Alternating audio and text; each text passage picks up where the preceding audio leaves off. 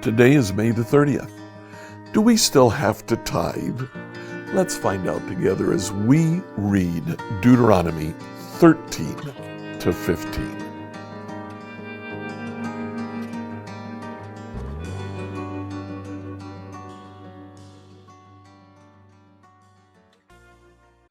As we read through the Bible in a year today, I'd like you to read Deuteronomy 13 through 15.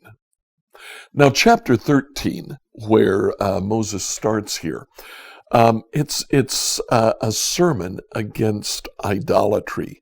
If you'll notice, he says, first of all, there might be prophets that rise up among you.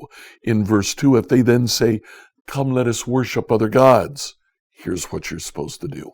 In verse 6, suppose someone secretly entices you, even your brother, your son or daughter, and your beloved wife, or your closest friend, and it says, "Let's go worship other gods." Here's what you're supposed to do. And then in verse 12, when you begin living in the towns the Lord your God is giving you, and you hear that scoundrels among you are leading their fellow citizens astray by saying, "Let's go worship other gods." The whole chapter is dedicated to those who might tempt you to go worship other gods. What Moses says is, don't do it. Now, it's interesting. It's probably important for us to recognize that in no case are they saying, stop worshiping Jehovah your God. Instead, they're saying, keep worshiping him, but let's add these other gods as well, just like all the other nations do. That's probably important for us to keep in mind today. We're typically not tempted to stop worshiping God. We're just tempted to think that he's not enough. Well, in chapters 14 and 15, Moses goes on. He talks, first of all, verses 1 to 21 of chapter 14. He tells the Israelites what animals they can and cannot eat. Starting in verse 22, he talks about tithes. It's interesting. He says, you must set aside a tithe of your crops, a tenth of all the crops you harvest each year. Bring this tithe to the designated place of worship, the place the Lord your God chooses for his name to be honored, and eat it there in his presence. This applies to grain, new wine, olive oil, firstborn males of your flocks and your herds. Doing this will teach you always to fear the Lord your God. This is the first time I ever really realized that, at least here in Deuteronomy, the tithe was to be brought to the temple, but the person who brought the tithe would then consume it, or consume a major portion of it.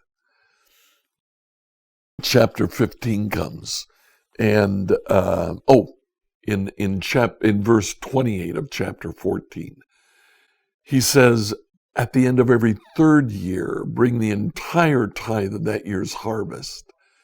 Don't take it to the temple. Store it in the nearest town. Give it then to the Levites. Remember, the Levites didn't all live at the site of the temple. They lived scattered throughout Israel. Give it to the Levites. They have no land to grow their own grain. Give it also to the foreigners living among you, the orphans, the widows in your towns, so they can eat and be satisfied. What Moses is saying here is that the tithe is for you, and the tithe is also for the poor living among you. Make sure that they have enough. Now he goes on in chapter 15. He talks about the sabbatical year. He says, first of all, when the sabbatical year comes, every 7th year, cancel all debt. Just eliminate it. Just pretend like it was never there. And in verse 4, he comes back and he says, there should be no poor among you. For the Lord your God will greatly bless you in the land that he's giving you as a special possession. In verse 12, he says, if a fellow Hebrew has sold himself as a slave, cancel his slavery. And then he says in verse 14, when you release a male slave, don't send him away empty-handed.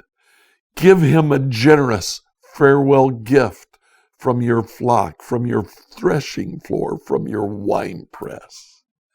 He's worked for you for a number of years. Make sure when he goes out with something. Moses finishes then talking about the sacrifice of the firstborn animal. Now, we started this devotional with the question, do we still have to tithe?